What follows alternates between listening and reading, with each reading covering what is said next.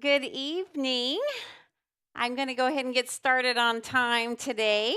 I know my mom will be watching, so she, makes sure I've got everything going. So nice to see everybody tonight. It's always easier to talk to people when there's actually people in the audience. So I appreciate that. And we didn't meet last week because of Halloween. And the crazy thing is so today is 28 days. Our 28-day jump start is over. So if you were one of the ones who started with your weight and your measurements and blood pressure for me, you can actually get on the scale tomorrow and see how things are going. Now, like I said, sometimes you're going to have good things and sometimes not so good things. But what we wanted to do on the first 28 days is get used to fasting, right? We wanted to get our fasting muscles down. Maxine and I just talked. It's so cute. Maxine and I have a little conversation before we start. And she says, remember, she was my interview a couple times ago, that it just keeps getting easier and easier to fast. She's not as hungry anymore, and her fasting muscles are getting stronger and stronger. And it's just such a surprise to us. And it just makes us feel kind of empowered by doing it. So what we wanted to do with the 28 days is get our fasting muscles going. And then we're going to keep going for the long haul. So that's what we're going to do with this. So we're basically going to from the book Fast Feast Repeat by Jen Stevens. This is session 4. And we're going to kind of do it like we did last time. I'm not going to tell a story, but I'm going to have a Bible verse. And then we're going to go through our information, and then I have an interview. And then we'll see if we can get the question answer thing right. Now, last time we had problems because we couldn't hear the questions. We could just hear the answers. And the last one, we could hear the questions, but no answers. So I always just say, well, we're doing our best here. So we're going to try to get it all right. And we're just happy to have our sound. So let's go ahead and start tonight with a word of prayer. Lord, we love you and we just thank you so much for this time together. And Lord, we know that you want us healthy and you've come up with a way for us to eat to be healthy. We just thank you, Lord, that you're just giving us this information and that you are helping us. Please open up our hearts to hear what you have for us today. And we pray for a blessing in your name. Amen. Well, like I said, I didn't start with a story this time, but I'm going to give you my favorite verse. My favorite verse is 2 Timothy 1:7. For God has not given us a spirit of fear, but of power and love and a sound mind. And we can apply that to our eating habits. God wants us to have power. We want to be in control. Like Maxine and I were talking about, we feel good when we have control of what we're eating and how we're eating. There's love for ourselves because, if you don't love yourself and take care of your body, who else are you going to love? But then we also love others, don't we? Because when we are not healthy, we're a burden to other people. You see that, and what I want to do is be nice and healthy so I can run around with my grandchildren, so I can help my parents out, and so I can be a joy, not a burden. And then the other thing that we're learning is that whenever you're taking care of your diet, it does something with our minds. We feel like we have more power, we have more self control, and it's wonderful. And we have found that it's not only a control in our bodies and our eating habits, but then we're doing things that we didn't think we'd do. Maybe go back to school, maybe have a seminar, maybe stay up a little bit later, have our Bible study. Things that we wouldn't have the energy to do otherwise, we're committed to doing now. And so that just gives you it feels like it gives us power. And I love how God likes to tie these verses together. For God has not given us a spirit of fear, but of power and love and a sound mind. Well, last time we talked about what was our favorite one, Chris? Delay, don't deny. And and we talked about not having diet brain. And we're still going to be talking about the food some today. And so the first thing we're going to talk about is appetite correction. This is the name of her chapter, and she goes, what is this hormonal voodoo? How does this appetite correction work? But do you ever feel like your appetite is about to drive you crazy? It's what sometimes those people say, oh, I just don't have an appetite. I always have an appetite. I could always eat. I mean, I'm serious. I'm one of those people that when people say, "Oh, yeah, no, I couldn't eat another bite," I'm thinking I could eat 3 or 4 more bites, and my appetite, I don't know, there's no controlling it. And so what I love is that my appetite is starting to be corrected. It's where it's supposed to be by following this fast. All right. Where'd Leo go? You know, it's been working so well before. I was always wondering if we were going to have problems with the flipper. And here comes Pastor. Hello, Pastor. Nice to see you. Hello, Diego. I see Elisa made it, so it's always so nice. Here comes Leo. Oh, no, that's okay.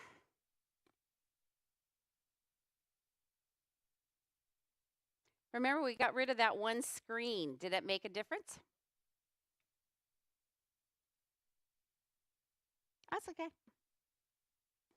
I know. It's easy for me. Oh, I heard something. No? Oh, that's okay. Okay, let me go back now. Let's see. All right, appetite correction. Here we go, next one. So what does appetite correction mean? So it kind of works like a home thermostat. When your body senses that you need more food, it cranks up your hunger hormones, right? Okay? So if you're starving, you're out on the wilderness somewhere, you're going to start getting hungry because your hunger hormones. And then when your body's satisfied, it can decrease the hunger hormones and increase your satiety hormones. Okay? So really what a lot of our body is about is hormones. And we always think of the other things going on, but have you ever watched a baby? You know, I've got the 2 grandchildren. Theo's 3.5 and Catherine's 1.5. And when Catherine's hungry, let me tell you, you get Cathy food because she just cries and cries and cries. Why? Because her hunger hormones are kicking in. And so you want that baby to get her food.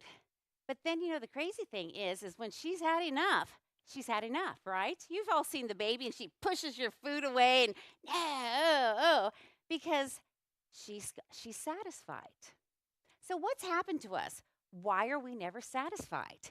How come we don't feel like we ever get enough to eat? Well, our hormones get out of whack. Now, we always know that as women, our hormones get out of whack. But who would think that our hunger hormones would get kind of crazy? But you see, it's like a thermostat, and our hormones have gone crazy. So how do we lose touch with our hunger hormones? Well, the first thing is we're taught to eat at mealtime, hungry or not. Now, I understand that because little Theo isn't hungry at 5 o'clock when the rest of us is. And so you know what we do? We tell Theo to sit down and eat his dinner. And he goes, no! And then he runs off. And we're like, no, you need to eat now. Well, Theo's not hungry now. But we want him to eat at a certain time. And so we dictate that time. Now, with my dad, he's funny because if it's 5 o'clock, he thinks it's time to eat. It doesn't matter whether he's hungry or not. Kathy, it's 5 o'clock. It's time to eat. And you're all shaking your heads. So you know that we're not eating really because we're hungry. We're eating because it fits in our schedule, right? I mean, Diane will tell me that a lot of times she can't fit eating in her window because she's busy working. She's got things going on, and so we're taught to eat at mealtime whether we're hungry or not. And it's hard because a lot of times now I let Theo run around because I realize he's probably not hungry, and we don't have to force food into him just because. But, you know, we've all had food given to us. Now, I love to eat anyway, so when it's 5 o'clock, before this, I was ready to eat anytime, anyway. But I want us to see that we are taught to eat at mealtime, and usually we're taught to clean our plates.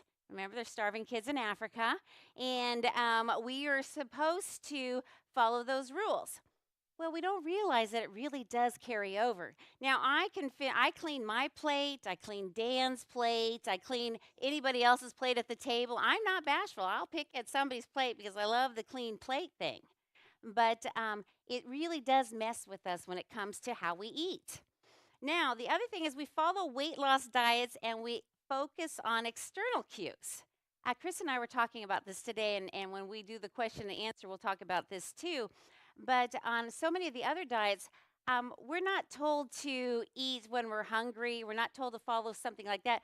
We're told to count the points. We're told to have this or have that, or if you have the grapefruit diet, or if you have the slim fast, or if you have anything. So, what we're doing is we're looking at an external diet, but we're not looking at who we are on the inside and those internal cues. And so, it's hard to know when you're actually full or when you've had enough. And I think that's why you and I, Maxine, are kind of tripping out right now because we're starting to get it. And the internal cues are almost more important now to us because we're figuring out when we're really hungry and then we're eating. But I haven't had internal cues work since now. Like I said, I've been on a diet my whole entire life. And I've always been looking at the external cues. Well, it's easy to do that in the world that we live in, but it's going to throw off our hunger hormones. And then the other thing is, ultra processed food disrupts our appetite control centers. So, we're going to talk about ultra processed food tonight, and we're going to look at what it is and how it really does mess with us. Because you know how it is. If you've gone through the fast food drive through, and we all have done it, we all enjoy going. But if you have that burger and your fries and the soda, well, it's really delicious, right? Until about 2 hours later, and then are we hungry again? Yes, because we just had ultra processed food and it goes right through us. And so it kind of messes with our appetite control centers. So we want to get our appetites back under control. So here's some of the things I want you to pay attention to because you want to start figuring out how it works with your body. First thing is stop eating when you're no longer hungry. Now, I'll be honest with you. During my eating window, I don't always stop eating when I'm done being hungry. We'll make fun. Dan can make fun of me because on Saturday, my window was open. We went out to eat, and so I had ordered the little omelet and the fruit. And he told me he was going to share the pancakes with me, the little pancakes, and I had an English muffin. And I ordered off the senior menu, which is very sad. But she brought me the senior menu. Do I look like a senior? So I thought, Danny, look, it's the senior menu. But anyway, I ordered the omelet off the senior menu, and when she brought it, it just looks so small.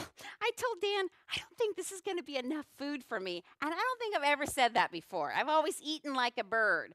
And so I started to eat the omelet, and then I had the fruit, and then I had the English muffin. And, well, Dan said I could have the pancakes. And I haven't had this is just so freeing because there were 6 little pancakes and I ate 5 of them. And I asked for extra syrup.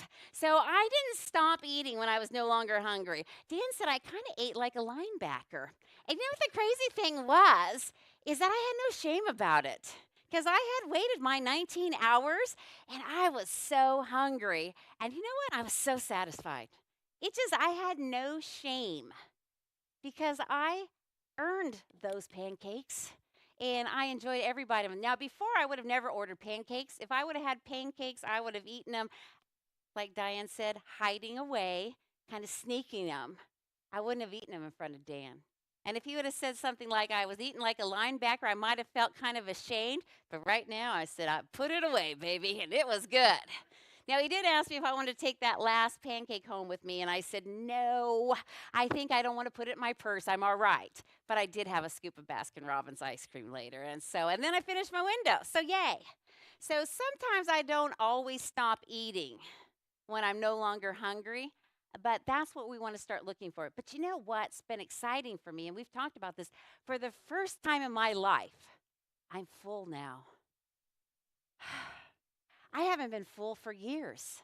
I've always eaten a little bit here and then a little bit there and a little bit here and a little bit there. And I've just snacked my whole entire life and never been full. And I love being full. So I am learning those cues. And then I'm just not eating as long. And then I'm fasting. I fasted until the next day and didn't put on any extra weight. And I was satisfied. So stop eating when you're no longer hungry. And enjoy food while you're in your eating window. This is a lifestyle, not a diet. Enjoy what you're eating. Now, I want you to notice too, and these are just little subtle cues, but they really do work. I want you to notice if food starts to taste less delicious. Now, if you've been fasting for 19 hours, how does that first bite of food taste? Isn't it just like, oh? Now, I remember there was one time Chris, she ordered us Starbucks coffees, and all of us were doing the fasting thing, and we all had these latte things, the big tall ones, and we kept them in the refrigerator until our window was open. Then we all had a drink, and we all went, oh, this is so good. Oh my goodness, this is so good. And we know she's laughing, but we know we did. We all were just like, this is the best thing we've ever tasted. Can you believe this? And oh, we just sat there. We were ridiculous how delighted we were with those Starbucks coffees. Now, about halfway through the coffee, though, it didn't taste quite as delicious, did it? You just like, you kind of gotten used to it, and then kind of, well, this was good, but it was okay, but it stops tasting as delicious. So I want you to start paying attention to that, because a lot of times what you want to do is you want to eat while it's delicious, but you don't want to keep eating, because if it stops looting, now I'll be honest, that fifth pancake wasn't quite as delicious as that first one, but that was still pretty good. So we want you to start paying attention, though, to how the food starts to taste. And if it's starting to taste less delicious, then maybe you're close to being full. Now, I know it seems silly, and some people would say, well, Cathy, do I really need to know that? But, if you're trying to get your appetite correction back, I want you to see how to gauge your appetite. Because when it starts tasting less delicious, then start to slow down. And then this one says a sign means you're happy, but it was supposed to be a sigh.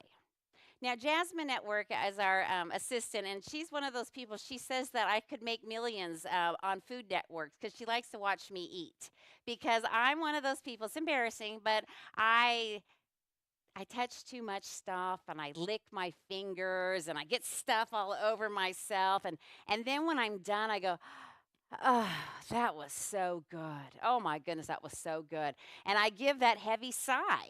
Have you ever paid attention to yourself? Because sometimes when things are really good like that, you'll sigh and you'll go, oh, like my dad after Thanksgiving, he unbuttons his belt and goes, oh, that was just so good. I can't get another bite in me.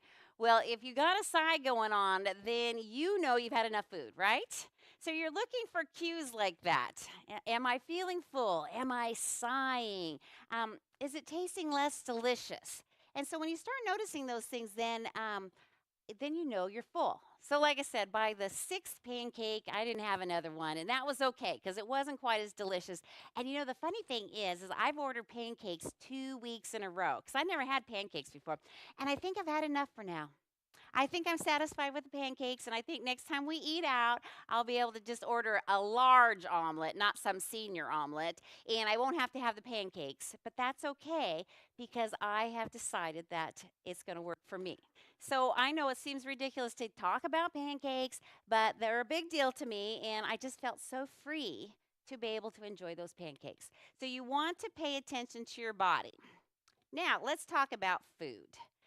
Well, we've been talking about food, and I love talking about food. But let's see. Beans versus jelly beans. Does food quality matter? Well, beans, jelly beans. Now, my dad loves jelly beans, and he loves regular beans. And we just came off of Halloween, right? So we've had a lot of goodies and those kind of things. But definitely, yes, food quality does matter, right? Because beans are actual food with nutrition. And jelly beans are just candy. One provides nutrition for your body, and one is empty calories. So there's a reason we call them empty calories, right? Because they give us nothing but calories. We talked about this last week. If you're going to have a 150-calorie Pepsi Cola, is that the same calories as if you had 150 calories worth of almonds? No, because the Pepsi is empty calories. They're going to go right through your body. It's going to go right into glucose, and you're going to have a sugar rush and then that big downfall. Where the almonds have the skin, they have to digest, they have to go through your system, you get nutrition from them. They're not the same. So what ends up happening is we end up eating a lot of empty calories. Can you think about some of the things that you've eaten? Now, I do love my barbecue chips, and maybe the pancakes were kind of empty calories, but we can't always be eating those empty calories, right? So we need to actually be thinking about what we're eating and food quality. So it says, listen to your body when it comes to what you eat. Certain foods will make you feel better, and certain foods will make you feel worse. Now, we talked about this last week too, body bioindividuality. So we all have bodies that are different and likes different kinds of foods, and they work better for your bodies. And if you follow the diet books, you can find that diet books tell you don't eat carbs, and then one says eat carbs. One says eat protein, the other says don't eat protein. You can find books everywhere that tells you what to eat or not to eat. Now, I never did get any success off of a keto diet. It just never worked for me. I need carbohydrates. And the funny thing is with this Jen Stevens, she did an body analysis of her body, and she really does work better off of baked potatoes and carbohydrates. She said, now this lady has lost 80 pounds. She started at 210 and ended up at 130 pounds. And she said when she was losing the most weight towards the end, now this didn't come right off in 3 weeks. It took her over a year to lose the weight. She said one of her most satisfying meals was a big baked potato with a scoop of butter and a scoop of sour cream and a nice delicious salad. So for her, the carbs worked really well. Now, for other people, they're going to do better off of chicken and salad, and they do better off of proteins. But it just depends on who you are. Now, Diane, when we did the interview, she says that the food I eat is just, ugh, she wouldn't eat those hard boiled eggs and toast for nothing, and I love it. And so we eat differently and we have different bodies. She also made an example of her grandmother. She says, Grandma says that broccoli doesn't agree with her. Well, broccoli probably gave Granny gas. And so Granny didn't want her to eat that broccoli, and it wasn't good for her system. I love broccoli. I can eat broccoli all the time. So we just have different bodies that work differently for us. And you should kind of know what it is so that those things work well for you. Then also, certain foods really do work better for your stomach, so you're not all bloated or you don't feel bad. But we kind of know that. And so the best thing is you can eat that during your eating window and we're okay. So it's always good for us to know kind of who we are and what works best for us. So let's learn about food.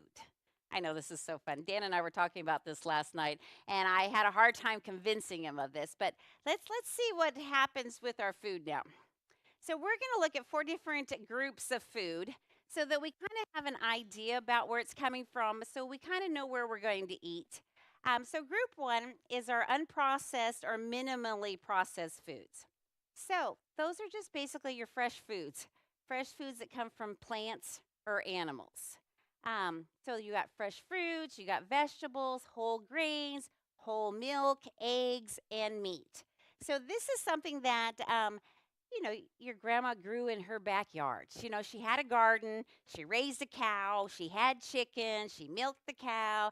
And these are food that when you go shopping, you're going to shop the perimeters, right? They always have the meat aisle and then the vegetables and the milk, and it's always in the perimeters. And in the inside aisles is where all that ultra processed food is. So they say if you're ever going to do any shopping, you want to look for fresh fruits and vegetables. You want to look for meat products, animal things. Maybe not 2% milk.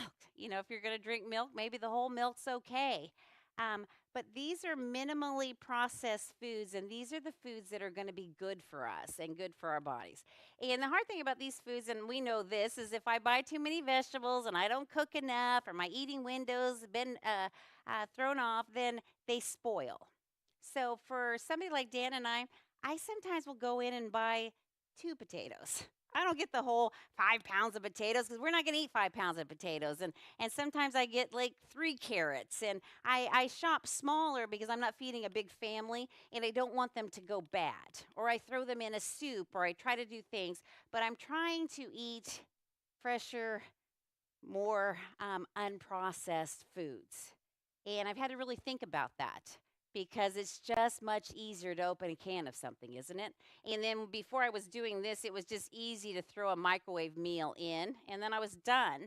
And so it takes a little bit more work, but really we want to go back to the food that God gave us. And so this is our unprocessed or minimally processed food. Now, group 2 is your processed culinary ingredients, because a lot of times those fresh fruits and vegetables don't taste as good if you don't add a little butter to them, or you add a little milk or a little flour. Now, I always love eating at Dan's mom's house because she's old style.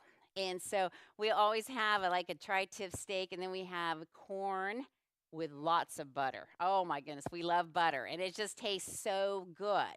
And so she adds those items, and you know how it is. If you make a fruit crisp or something, you're going to add a little sugar, you're going to add a little salt, but it's stuff that you're adding, not stuff that's been added to the product already. Does that make sense? I mean, we want to eat and have it be delicious.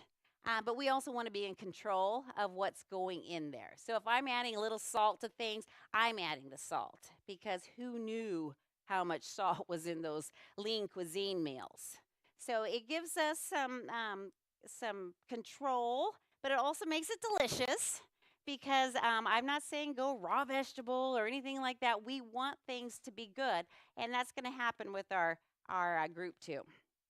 So now group 3 is what we call processed foods, okay? So we got the unprocessed, we got the culinary process, and we have the processed foods. And then the processed foods are foods made from a combination of fresh foods and the culinary items, right? So if you think about it, you can have homemade bread, you can have cheese, it comes from the whole milk, canned goods. So whenever I make my vegetable soup, my parents are always at the food giveaway, so we have tons of canned corn, and we have tons of green beans. And so I try to rinse them, to get some of the salt out, and I dump them in my soup, and I'm using the processed foods that are sitting on my shelves, and so that's still pretty healthy for me. So, you don't want to eat a ton of canned stuff, but canned stuff's still okay. Because, Granny, when she harvested her garden, she canned vegetables, right? To get her through the winter. She canned her fruits. She was always cooking something, and she had delicious food. And so the canning process isn't too bad. You just have to kind of watch for the salt and see what's on there. And there's canned beans, and well, we all know how to cook, but it's got its different categories. So that's your processed foods. Now, group 4 is your ultra processed foods. Now, there's a difference here, because these products were made with little to no fresh food, okay? It might say barbecue potato chips, but I don't think there's a lot of potato in those chips. It has a large quantity of refined and processed additives. I was looking this up today online. If it has more than 5 ingredients, then it's an ultra processed food. And all those ingredients that are keeping things from deteriorating are also storing in our fat and also sitting in our bodies, and they're toxic. And if they are making our food not go away, then what are they doing to our bodies? We had at our work, I always like to take out the trash. I'm one of those people, I don't know, the day's over when Cathy takes out the trash. And so I work in Selma, and I noticed one time that there was one of those Costco muffins, the chocolate big muffin that Costco has, and somebody had thrown it, and it had missed the trash can. So I'm looking at that muffin thinking, wow, that muffin looks like somebody could actually eat that muffin. And, you left the muffin there, and then it was 107 degrees out, and every day I would take that trash, and that muffin looked exactly the same. It was just sitting there, and it hadn't deteriorated. It hadn't looked like it was spoiling. Then the rains came, and that muffin, I tell you, that muffin had a life of its own, because it just looked fine. And I watched this muffin for weeks and weeks and weeks, and nothing ever happened to that muffin. I tell you, someone finally picked it up and threw it away whole and in a perfect thing. And I thought to myself, how many Costco muffins have we eaten? And how many preservatives are in our bodies that kept that muffin going this whole entire time through all that weather? So we have to really be careful about what is in this food. So ultra processed is bottled and canned beverages. Now, I did have a diet soda today in my eating window. I try not to have too many sodas because I know they're just really not good for me. But it was delicious. I'll be honest with you. Yeah, it was delicious. But like my dad says, now that he does his eating window, he can only fit one Pepsi in instead of four. So I said, well, that's good for you, Dad. So, but we have to be very careful because bottled and canned beverages are ultra processed. When Dan and I were looking at the Gatorade had 150 calories per serving, and there was 2.5 servings in that thing of Gatorade, and you got 98% of your sugar, and there was a lot of additives on that. So most of our drinks that are canned or bottled are should be treats. How that? Not a staple of how we're eating. Sweet or savory snacks, barbecue chips, Snickers candy bars. Oh, Halloween was tough on me sometimes. There's the chocolate. I love the chips. I love the crackers. Oh my goodness, I love. So I have to stay away from some of it. Now, like I said, ultra processed are treats, but they can't be staples. And it's really hard to not give my grandkids a squeezy pack of baby food. And I'm just thinking, I bet that's got a lot of preservatives in there, Cathy. We're getting them started early. But it's so easy. Now we have meat or veggie meat or meat products like hot dogs. Now, I'll be honest with you, I do love a beef dog twice a year. Dan says they're disgusting, and they are. But I love to have a beef dog on my birthday and on Easter. Yes, I do. I know. I don't want to know what's in them. I know they're terrible. I have 2 times a year, I have my beef hot dog, and I put all this stuff on there, and they're so good. But I know I can't have them any more than that. And like I said, as Seventh-day Adventists, a lot of us are very into our veggie meat, and we have to realize too that veggie meat is just to be a treat, maybe a potluck thing, but we can't have it every meal because there's just so many preservatives in those canned goods. The thing that really got me though was the frozen meals. Okay, I love my lean cuisines. I love my Weight Watcher meals. They were just so quick. They were so easy. I had them. Chris and them got us a big refrigerator. I could stock up, and I would just put them in the microwave, and off I would go. And they were so easy. And little did I know that they were ultra processed foods, so they weren't good for me. And there was so much salt. There's so much salt. I have tried not to have a frozen meal for a long, long time. Sometimes I'll have a frozen burrito or something. But ultra processed food. And we're not even talking about McDonald's or Taco Bell or some of the other things that the food is just too much for us. And so, like I said, but this is a lifestyle, so we're not going to get rid of them. We're not going to deny. We're going to delay. And so we can have them as treats. But we have to be really careful and realize I look a lot now and go, oh, that's ultra processed. Oh, so shop the perimeters. We know that. Stay away from the middle aisles because that's where all the goodies are. So she says to eat your food your great grandma would recognize as food. Now, my great grandmother was born in 1903. And so she knew how to grow a garden. I remember my great grandma used to be able to wring a chicken's neck by hand, and that thing would go running around with no neck on there, and she'd scald those feathers off, and we'd have chicken.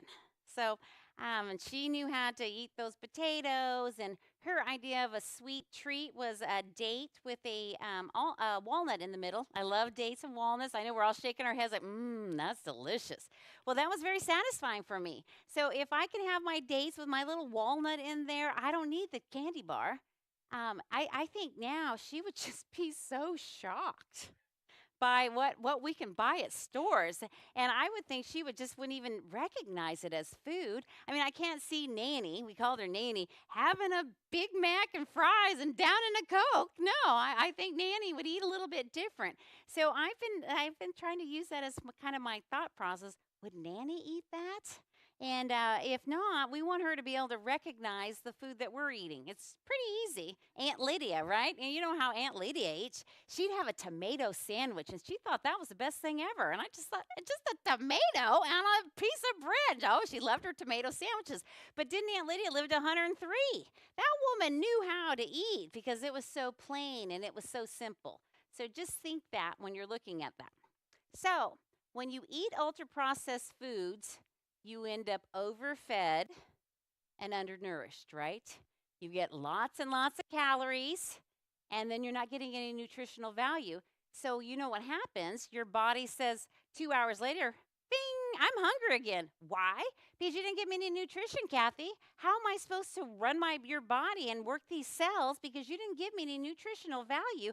Yeah, you gave me a bunch of calories and a burger and fries, and yes, it was delicious, but I need something else. Give me more. So I really have been trying to eat better first because I did have the fruit and the omelet and the muffin before I had all those pancakes. So I had some good things before that. I try to have the vegetable soup and a salad before I maybe have the less nutritious things, so that my body does have something to draw off of. And then I find I'm more satisfied. I think, Maxine, we're more satisfied because we're getting healthier food, and we're realizing that we're not needing it all the time, because we want to be overnourished, don't we? We want to be nourished and fed just right. We want to be satisfied, and when we're eating the ultra-processed foods, we're not happy. And I get that too. And like I said, they're a treat. I enjoy the treats. She tells in the book about going to McDonald's. She had her Big Mac and fries and soda, and she loved it. She counted it as good. And then 2 hours later, she found herself looking in the cupboards, just needing a little snack. And I get it, because when I'm not eating as well, then I'm more nibbly during my fasting periods. So when I'm eating better, then I fast better. So when you eat ultra-processed food, you tend to eat 500 calories more a day. That's a lot of calories. You know, it takes, they say it's 3,500 calories for a pound. So if you're eating ultra-processed food every day, which maybe we're not, but most of America is. Let's just be honest with ourselves. Most of America is eating ultra-processed food. And if they're getting an extra 500 calories a day, times 7, that's a pound a week. And then people will tell me, I don't know how I could be gaining so much weight. I don't eat that much. And you know, the crazy thing is they don't eat that much, but they're eating the ultra-processed food with too many calories in there, and it doesn't even take time to digest it. It just goes right through your body, and it stores as fat.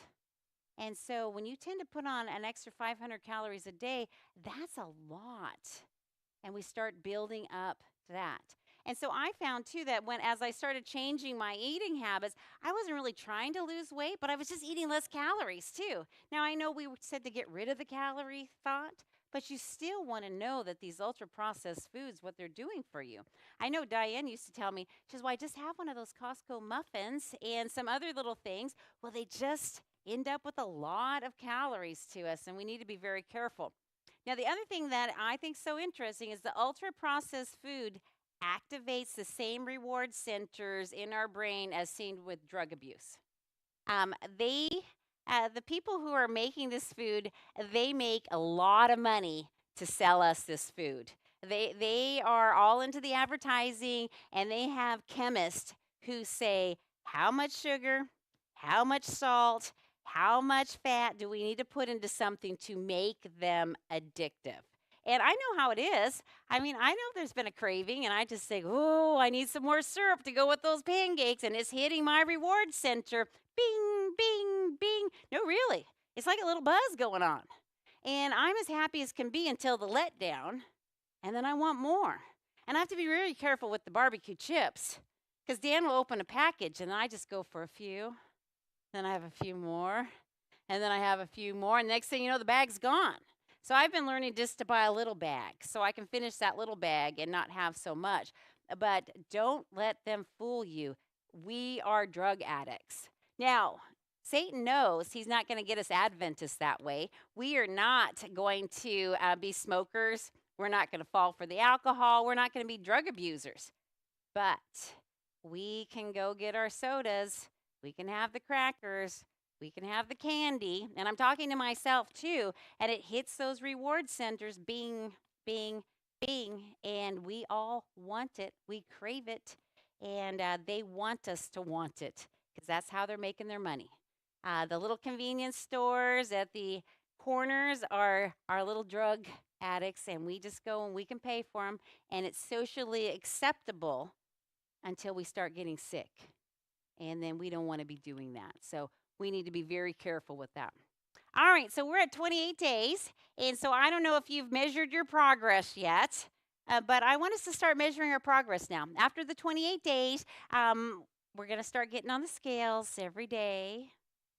Up or down. We're going to be looking at our progress. It's going to be slow. I'm telling you this. It's not going to come off real quick because this is a lifestyle, not a diet.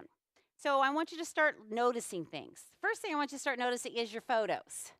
Now, the first thing I noticed about Diane when she started doing this is on Facebook. Her face always looks so much thinner now. You just look lovely on Facebook. And the other thing that I love about it too is her face seems more glowy. She just feels, it looks like her skin is better and things, and her photos on face, and I'm not just saying this, I just think, oh, Diane looks so lovely on Facebook because she's starting to change. Her photos are different. When I see Rose looks different to me. She's starting to slim a little bit, and there's good color, and it just, you start looking at your pictures. And so I look at pictures from before, and some things I like and some I don't, but be familiar with how you look. This is what got Jen Stevens starting on this. She had just come from a cruise, and she was 210 pounds, and she's my height. Put 210 pounds on, and she said from her cruise pictures, she just couldn't stand herself anymore. She needed to do something, and those pictures are really what got her going. So look at your pictures. And then if you took measurements, start doing the measurements. Diane says she really likes the measurements because she gets different contours, different things going on. The most important thing is, how are you feeling? Are you starting to feel better? Are you have more energy? Are you more talkative? Are you more, how are things going with that? And then how do your clothes fit? Are they fitting better? Maxine says her clothes fit better.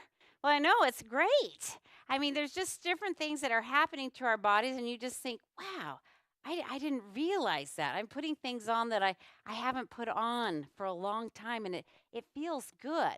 So I want you to start measuring your progress that way. So progress isn't always on the scales. It's in how we look, how we feel, how we see ourselves. So now if anything's changing, you're making progress, okay? I know everybody's like, but I have only lost this much weight. Well, maybe that's all the weight you're supposed to lose. You can lose inches, there's recompositions, and like I said, things come slowly. Like I said, I lost 20 pounds before anybody even noticed I had lost any weight, and that was after 6 months of doing the intermittent fasting. And I'm at 10 months now, 11 months now, and it's a lifestyle, but you're making progress if the scale is trending downward, even if you see no difference in clothing. So that's where I was. I had lost 20 pounds, not a soul had noticed. I was upset about that. And then God just reminded me that I was losing visceral fat around my organs. That wasn't fat that was showing up, but that was the fat that was making me very unhealthy. So I thought, great, because who wants visceral fat? That sounds worse than regular fat. So I was losing the fat. And then once people noticed, though, then they started asking the questions. That's what's kind of fun. And we talked about that, too. It gives you an opportunity to talk to people about what's going on. And it helps everybody to get a little better. So now if your measurements are going down, even if the scale is not. So that's why we want you to measure too, because sometimes my girlfriend, hi Debbie, she had just gone on a vacation. She wasn't feeling well. She says, I didn't eat anything. I followed the diet so well. I was just sure I was going to get back, and I didn't lose any weight. And it's like, yeah, but you were on vacation and you didn't gain any weight, so that was a good thing. And then if she's like me, when I'm sick, I don't lose an ounce. My body just closes in, and, you hear those people, oh, I was sick and lost 10 pounds. No, I gain weight when I'm sick, man. I overeat and it's just my body holds on to things. So you need to just give it time. And if your measurements are changing, that's good. And if you look slimmer in your photos, like I said, there's times where I think, oh, I look pretty good in that picture. And other times you're like, oh boy, that was not a good, I always say, it's not a good camera angle, is it? And you're like, no, I think that was, yeah. So, but you need to be paying attention how you look in your photos. And then this one's fun because we haven't really talked about this one. If your honesty pants fit no matter what anything else says. Now, we haven't talked about honesty pants, but she says to get a pair of pants, especially for us ladies, that are just a little too tight, that have no stretch to them, and then you put them on, and then you try them on once a week, and pretty soon they might fit. Now, this reminded me of the 70s. Only us girls know. Do you remember? It was before we had any stretch in our pants, and we used to get the pants so tight we'd have to lay down. Remember, girls? We'd lay down, and we'd barely get them buttoned, and then we'd kind of pop up because we couldn't move, and then we'd walk around, and and then they'd finally stretch. Remember, we'd do the little stretch thing and get them going. Well, that's what honesty pants are, okay? Pants are so tight that you can hardly get them on, and then as you start to lose weight, pretty soon your honesty pants start to fit. And then pretty soon they're a little too big. And then you get a new pair of honesty pants. So you can go with that too. That's just kind of, like I said, to me, it's funny, a throwback to the 70s and 80s. Because, boy, yeah, those pants were so tight, and you're just going to pop a button. But we did it that way. All right, so let's talk about lifestyle versus diet, okay? This is not a diet. This is a lifestyle. And the best thing about it being a lifestyle is there's no wagon. With the diet, there's always I fell off the wagon. I'm shamed because I ate those pancakes. I didn't do what I was supposed to do. No, this is a lifestyle, not a diet. I'm not on a diet, and I love that. I love not being on a diet because I feel better about everything. So with intermittent fasting, there's no diet wagon, so you can't fall off of it. It's so funny because I clean teeth, and a lot of times people will come in and they lay back and they, are my teeth bad? And I tell them, no, your teeth haven't been misbehaving. They're maybe just a little dirty, and I'm going to clean them up for you. But no, they're not bad. And that's kind of how we feel with the dieting thing. Oh, I ate too many pancakes. I'm ashamed of myself. I'm not ashamed. I'm proud. I keep talking about the pancakes, don't I? I'm very happy because I have no wagon to fall off of now. I'm just living life. And I'm living life happy with power and love and a sound mind. Isn't that crazy how it all works? So you remember that intermittent fasting is the health plan with the side effect of weight loss. That's the other thing I want you to remember. It's, of course, us girls want to lose weight. We want to be a little thinner. We want things to fit better. But what I love, and Dan will ask me this every time, Cathy, how's your blood pressure? It's so good now. I'm so happy. I haven't had good blood pressure. My blood pressure's been, I tell you this every time, out of the roof with medication. And now I don't take medication, and my blood pressure's good.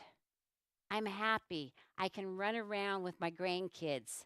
I'm seeing other people's lives changing. It's just amazing. It's just amazing. And yes, I've lost some weight, and that's been good too, but that isn't been the key. I'm not 20 anymore. I mean, I want to feel good in my clothes, but I don't care how I look in societal measures. I just want to feel good. And this lifestyle has really changed how I feel about me and how I feel. Now, intermittent fasting lifestyle that feels effortless today, we talked about this last week, may not feel effortless next month. So we have one more meeting, and then you're always free to text me or talk to me or anything. But you're going to be doing a lot of this on your own. And what works today may not work next week. There's going to be some days you're more tired. There's going to be some days you're more energetic. There's some days when you just have family functions all day and you're going to eat all day, and that's okay. And then there's other days you're going to fast more, and then you're just going to mix up your toolbox and see what works. And there's no right or wrong, though, because it's a lifestyle. And I'm going to see things changing. I feel healthy, and I feel good and in control. So you have to just remember that it's not always going to be the same. And that's good. Like Chris and I were talking about today, she said if I eat too late, then I just fast longer in the morning. I just extend things. I make things work. So we're always looking for that. So you're not on a diet, so you don't get to use words like diet. We're not on a diet. This is not a diet, it's a lifestyle. Cathy, you still doing that diet? No, not. Yeah, I'm still fasting. I'm the fasting lady. I want to be known as the fasting lady. I know it sounds crazy. We got a brain lady in the conference. I want to be the fasting lady. Because no, I'm doing fasting and then I'm overeating in my window and I'm happy. You can't fall off a wagon when there's no wagon, right? You can't have shame if there's no worries about what you're eating in your window. And there's no cheating because it's not a diet, right? So that donut I had today, because somebody at our job, Chris knows, they're always bringing us donuts. It's the craziest thing. We work in a dental office where we tell you not to eat sugar, and they bring us donuts like almost every day. And so I had a donut, but I wasn't cheating because I saved it and ate it during my window. And so that's perfect because it's not a lifestyle. So we fast, we feast, sometimes more than other times, and then we repeat. So the other thing that I want you to see is that you got to get your mind right about it. For God has not given us a spirit of fear, but of power and love and a sound mind. He wants our minds to be right in with all the things that we do with Him, but also with our bodies. And we've got to get our minds right because dieting's all up here. It really is. Uh-oh. Leo, I lost it. There we go. Okay.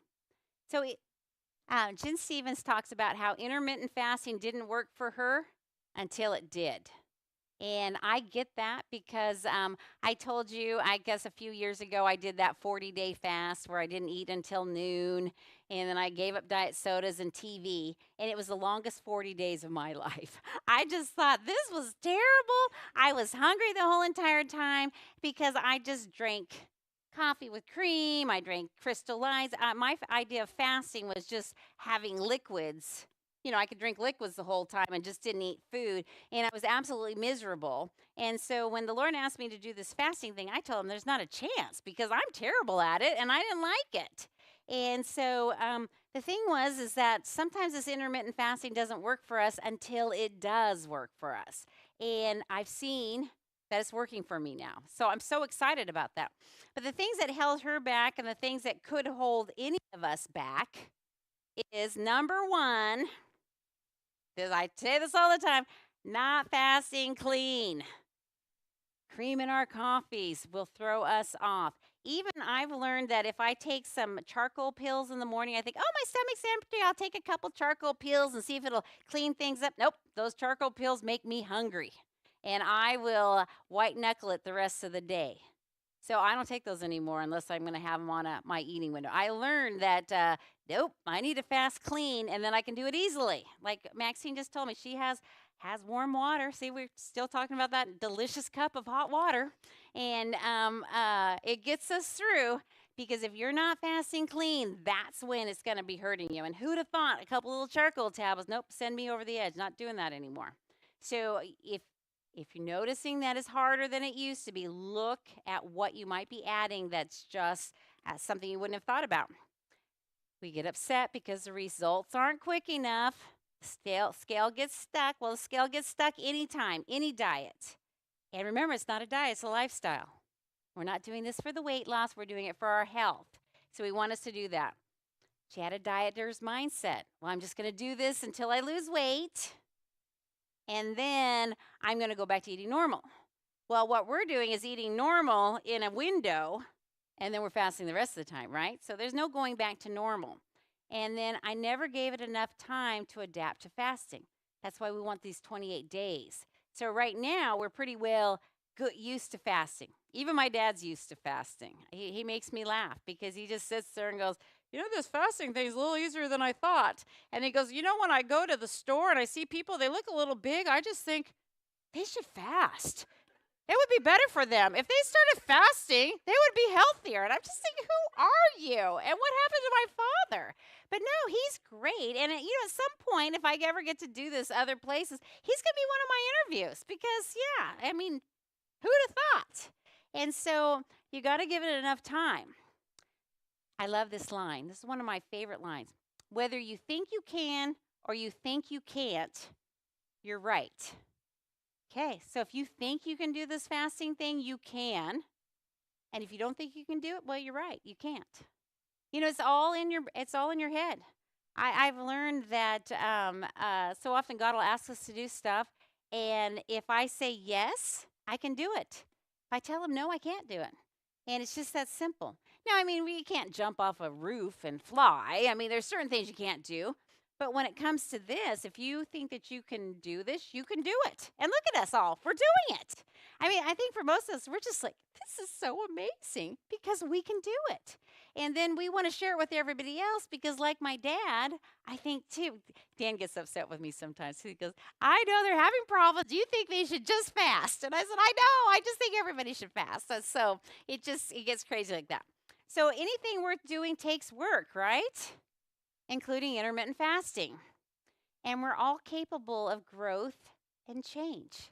See, that's what I'm loving about this too. I feel like I've grown and I've changed. And who thought that I could do that just by not eating? And the Lord did, obviously. And then I've learned too that I can do hard things. And that feels good. I don't have to always skate by. I might be 59 years old, but I can do things that are hard and be happy that it's working this way. So, how it began to work for her and how it began to work for me is I lost the diet mindset. This is a lifestyle, not a diet. I'm going to be the fasting lady. I'm going to live the intermittent fasting lifestyle. And this is just about who I am. And now I'm a little nervous because I've told Dan that I lose and gain the same 20 pounds over and over. So I've lost the weight now. Am I going to gain it back? I don't think so this time. Because before on the diet, I would get tired of counting points. I get tired of the slim fast. I get tired and I get hungry and I'd want to do things. But here, I can eat the goodies and I'm happy and satisfied. So why would I go back to anything else? Because I'm getting what I want and then I don't feel like I want to eat on the other times. It's very empowering. God has given me power and love and a sound mind. It's just crazy. So I got rid of the can't mentality. Yes, I can fast. Yes, I can do it. Yes, this is hard, but I can go another hour. Yeah, no big deal. I'll just have some water and it'll be okay. Yes, I can drink coffee without cream. Who knew? Yeah, I mean, it's just, wow. I know it sounds so simple, but most of the time that's what people said, oh, no, I can't do it because I got to have cream in my coffee. Wow. If cream's the one thing holding us back in life, that's a pretty small thing.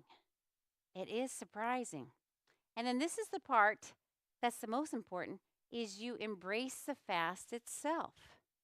I am learning that when I am fasting, that this is a time that my body is repairing itself. It's cleaning up the dead cells. It's recycling the proteins. It's working on my immune system. It could be burning fat in this thigh right here for breakfast, and I'm very excited about that. And Chris and I are going to look and see how long we have to fast to build new stem cells. There's so many things that are happening in my body while I'm fasting, and I think about that. You know what? I'm going.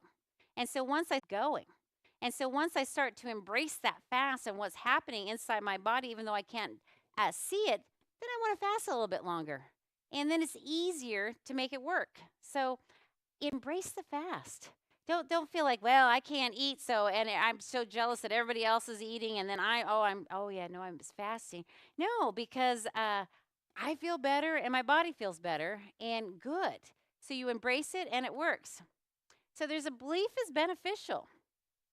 Do you believe intermittent fasting will work for you? You have to think that, yes, it worked for Cathy, it's going to work for you.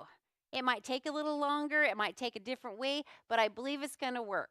Because when you have that belief system in here, it does work. And if you believe it's not going to work, then it doesn't work. Do you believe in the health benefits of intermittent fasting? I mean, one of the reasons I'm interviewing Chris tonight is because she'll always come to me in the office and she goes, "Oh, I was looking this up and I was looking that up, and you know what's happening here and you know what's going on here." Be your own investigator. There's books, there's podcasts, there's so many things. Get to know what's happening with your body and see what's going on. And that's going to make you really want to do it more and more because that's what got me. I mean, it was okay, God, you asked me to do it. Yes, I'll be obedient, but it's even more fun when I see the science behind what's going on with my body. So, do you believe in the health benefits of intermittent fasting? And do you believe you can experience the weight loss you're hoping for? Well, I experienced more weight loss than I ever dreamed. I'll be honest with you. I haven't been this thin. I can't remember when I was ever this thin. And I'm not bragging about, oh, look at Cathy. I'm just still amazed. I just, sometimes I just think, I don't even know who this person is. And I just, I'm satisfied. I'm eating pancakes, and I'm wearing clothes and happy about things that I've never dreamed about. Like I said, Maxine and I are just like deer in the headlights. We can't believe it. I know. It's just, it's magical. And so, uh, yes, I tell everybody, you can all experience weight loss.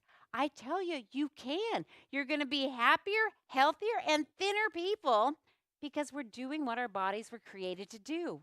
We're eating and drinking and fasting the way God wants us to. So, I know this is week 4, and we're kind of in week 4, and we're still going on. They want you to do an easy desert approach, maybe the 6-hour window, the steady build, the 5-hour window, and now the rip off the Band-Aid, a 4-hour window is a pretty tight window. So we're at the point now after the 28 days, you can make it work however you want. There's going to be some days you have the 6-hour window, some days you have the 5. A 4 is a pretty tight window, so I wouldn't even shoot for that yet unless you're trying to build up some stem cells or do some different things. But at this point, like I said, we have one more session. But at this point, I think that we're all pretty capable of figuring out what's going to work for us, depending on our life that week or how it's going to go. Some days you're going to have the 6-hour window, some day an 8. Some days a 5. I prefer the 19-5. Like I said, it gives you 1 good hour of fat burning. I can eat plenty in that 5-hour window, but I adjust it to any of the days. So that is it for tonight. But we are going to talk to my interview. It was cute because Chris works with me. Well, she's the boss's wife is what's even more fun. And when I texted her a couple weeks ago, I said, "Do you think you'd be my interview?" And she goes, "Me?" And it was funny because after the last session, there was only like 6 people. The internet went down, and I just I left feeling, I don't know, a little flat. Like, Lord, I don't even know why I'm doing this, and is this helping anybody? And then Chris had listened to it with her little iPad or earbuds, laying next to her husband, and she said, "Oh, I just love the delay, don't deny, and this and that," and I thought, oh. Somebody did listen, and it did make a difference. And oh, isn't that wonderful? And then I told her, this is why I'm going to have you be my interview because it really bolstered me. And you don't realize how important it is to talk to people. So I'm going to have Chris come up now. We kind of came up with our questions.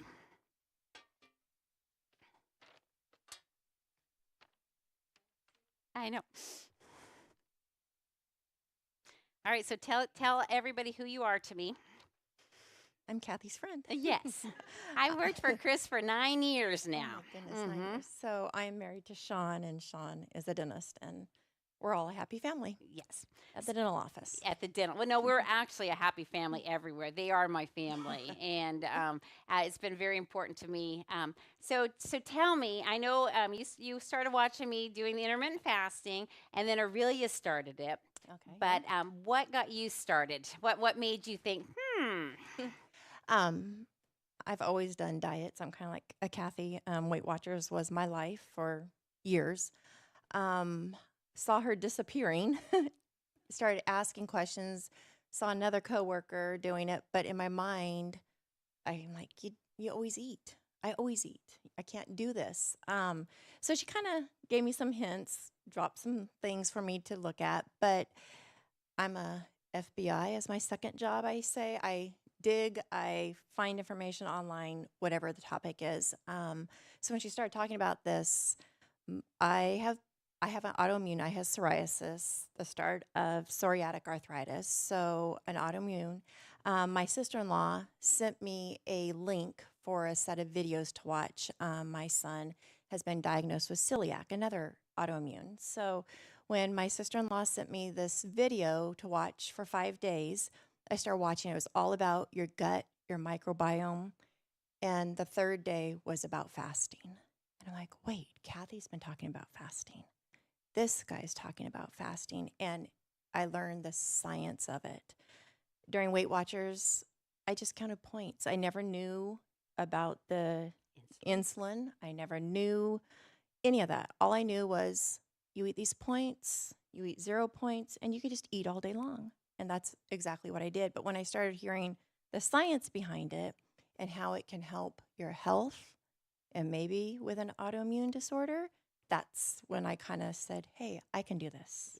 And that's what started it. Yes, I remember her walking up to me. I was sitting there and she goes, Cathy, do you think that this fasting could help my arthritis or my autoimmune thing? And I told her, definitely. I absolutely believe that the fasting will help. So now she did go to a doctor to look at it. We love this story because it was not a voodoo doctor, but a health doctor. It's like a wellness center Yeah, here in yes. Fresno, alternative medicines. Right. And so she went to him, into him, and he was going to inject her with some stem cells and different things in her hands and her arms, for her arthritis. And how much did he want to charge you for this? $22,000. Yeah, $22,000. And so it was kind of a good thing for us to think about the fasting because the fasting was free, yes.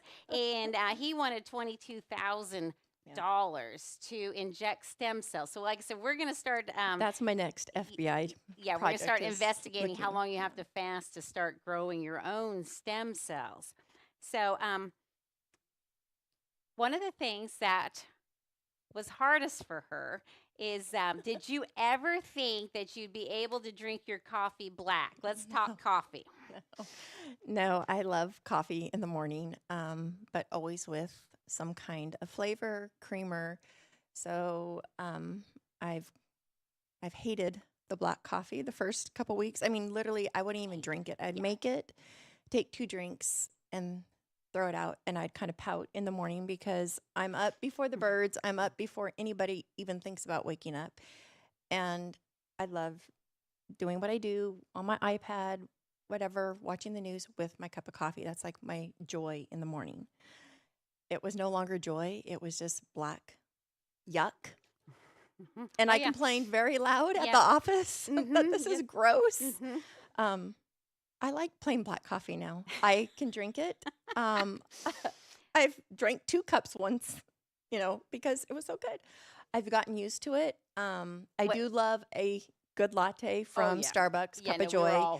We love that. But that's a treat. And if I do that, it's later morning, but then I just adjust my window. So black coffee in the morning at 4 in the morning, it works for me now. And how about when you had that little creamer in there that time? She told me about the creamer. I went to a fundraiser one night, and the little creamers were on the table. So I put some in my coffee, and it was good. And I thought, I could probably take some of these home. And so I did. I took them home because I don't have creamer at home anymore. So the next morning, I got up, made my coffee, put the vanilla creamer in it, and I started thinking, that wasn't in the fridge. They don't have to be in the fridge. They're in those little packets. I'm like, that's disgusting. What is that?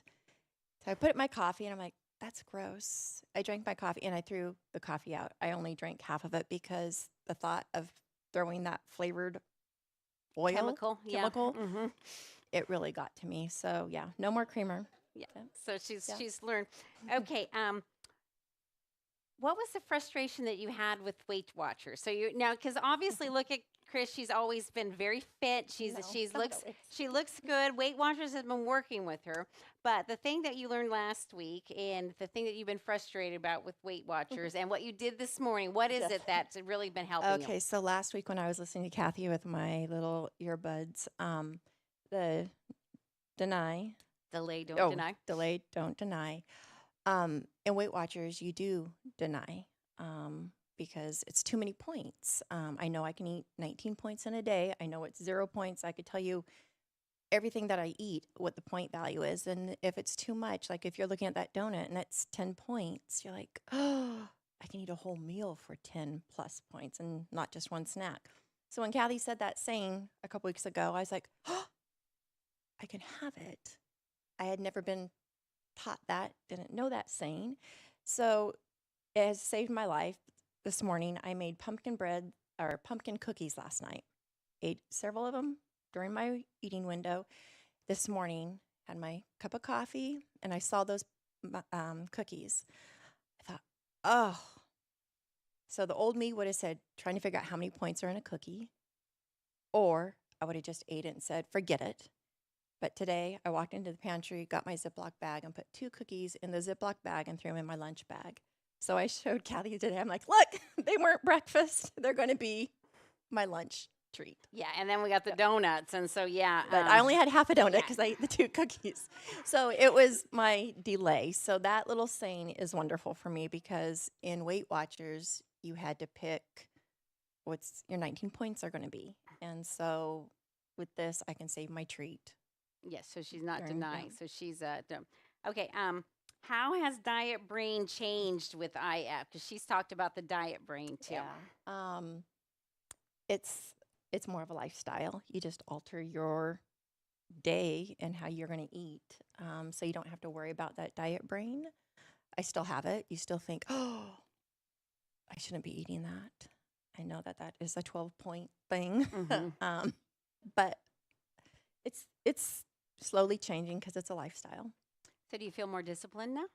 Did you ever think you could go 19 No. hours without? I told eating? Cathy one day, I'm going to try to go from lunch to lunch. And I've made it 19 hours, and never in a million years would I thought I could go 19 hours because I've been a snacker. I eat carrots, I eat celery sticks, I eat 0-point foods all during the day. So going 19 hours is huge. It's discipline because I can do it. I've taught myself I can do it. And then when I do mess up, I just don't eat that morning until a little bit later, and I drink my water. And so, yeah. Because for Halloween today, we're going to have a Halloween party or having the candy and stuff. And so she says she doesn't want to eat until 2 so that she could eat later. And so we're all eating at 12:30. She comes into the break room. Oh, what does Jasmine offer you? What did she offer me? French fries. Oh, my yeah, favorite. they love She French offered me fries. French fries, yeah. My favorite. So I said no, and I just removed myself out of the room. It was the easiest. Yeah, I was Yeah. so proud of her because she's I got like, my "Oh, water no, and no, said, I don't "Okay." think so." And she's like, "Yeah." And then she went back to the office, and so she just knew that she was going to wait till 2. And any other time, we would have eaten the fries. I was eating the fries; my window was open, but I knew she was going longer. So, I was proud of her because she made the decision to eat different. So, do you see yourself staying with this lifestyle? Yeah, I could. I mean, there's always cheat days. I do. It's when you start eating and no cheating days. Yes, just we just one learned of that. those days that you extend the window. But yeah, it's very easy because I count on my fingers how many hours. Oh, can't eat till 1 o'clock. Okay, just load up with water, and it's very easy for me to do. Yeah. All right. Anything else you want to tell us? Anything else? Like I said, we're going to look into that stem cell thing. I Yeah. think I had learned that if you do a 24-hour fast, that helps you to grow your own stem cells. And for $22,000, it might be worth doing every now and then. Are you feeling better? I feel much better. Not necessarily I've cured psoriasis. It's in an outbreak right now, but I feel better that I didn't spend $22,000 and that I can do something. I do notice, the one thing I do notice when I follow this and I eat the better choices instead of the candy or the cookies during my open window. If I eat healthier, I notice it in my middle section You were a telling me that. lot. I don't carry weight in my middle section, but I think it's on the inside. I can tell within 3 or 4 days a difference in my body. So I think it's easy to maintain or to, let yourself slide, but go right back because I can feel different. I can tell it's working within 4 days on my body. Isn't that wonderful? All right. Well, Thank you thank so you. much, Chris. I appreciate it. Now we're going to, if there's any questions, and then we'll close her up. Thank you so much. Wasn't that wonderful? Like I said, it's just so exciting to see people's lives start changing. And like I said, the nice thing now with us at the office, when the donuts showed up, we just take them from the table and we set them over on the counter until noon when our windows open. Before, we would have eaten them all morning long and all afternoon long. And so now, as an office, it helps a lot because we're kind of all on the same page. Now, Sean doesn't say anything, but we, like I said, we're all kind of on the same page, and that works out well for us. So, do we have any questions before we close up tonight? Carlin?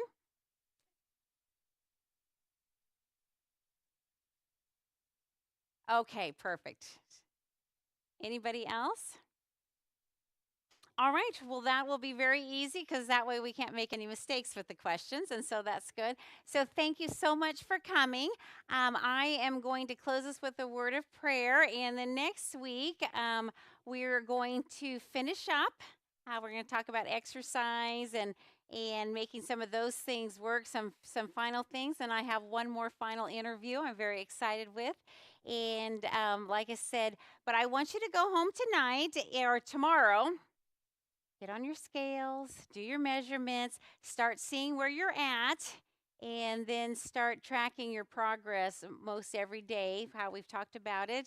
And like I said, this is our life now. It's very exciting. If you have any questions, you're welcome to text me. And let's close with prayer, and then we'll send everybody home. Lord, we love you, and we just thank you so much for what a wonderful night, Lord. And I just thank you that you've given us so much information and that you have given us power and love and a sound mind. I just know, Lord, that your word is so practical and that this way of life is so practical. And I just pray that you'll be with each one of us as we head out this week and help us to make good choices, help us to live our lives. And we thank you for the blessings in your name. Amen. Thank you so much.